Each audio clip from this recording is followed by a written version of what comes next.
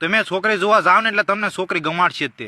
હું જેટલી વસ્તુ કહું ને એટલી ધ્યાનમાં રાખો ને એટલે તમને છોકરી હોય 100% ગમાડે. જેવા તમે છોકરી જોવા જાઓ અને એના ઘરની અંદર એન્ટર કરો એટલે શાંતિથી હાલવાનું. બાપનો બગીચો હોય એમ નહીં હાલવાનું, ઘરે હાલતા હોય શાંતિથી હાલવાનું. એમને એમ થવું પડે હા હોય સાદાર માણસ છે અને વ્યવસ્થિત તૈયાર થઈને જવાનું. ખેતરમાં પાણી વાળીને ઘરે આવતા હોય એમ નહીં જવાનું, ઇન્ચટ બિન્ચટ મારીને જવાનું. પછી જેવા છોકરીના ઘરના રૂમની અંદર એન્ટર થાવ એટલે તમારે હાટું સ્પેશિયલ ખુરચી મૂકેલી છે અને એ ખુરચીમાં શાંતિ જ બેવાનું, ઢળ કરીને નહીં બેવાનું. ઢળ કરીને બેવશું તો ટકા મૂકી દેશે. આજ મીધું વાંગડ મું લાગે. પછી બેઠા પછી ફોન તો હારે લઈ જ નહીં જવાનો. ફોન ભૂલે શું કે હારે લઈ ગયા એટલે તમારા આમ રિંગટોન તો મળી હશે જ નહીં.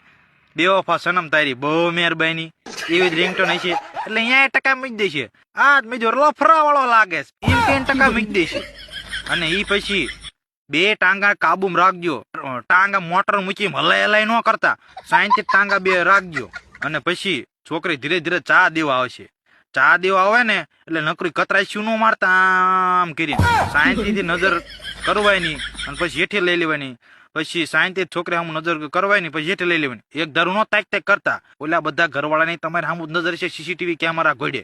પછી જેવી ચા આપે એટલે પછી ચા શાંતિ જ પીવાની. સડાડા સડાડા એ હું એમને ચા પીવાની, શાંતિ જ ચા પીવાની.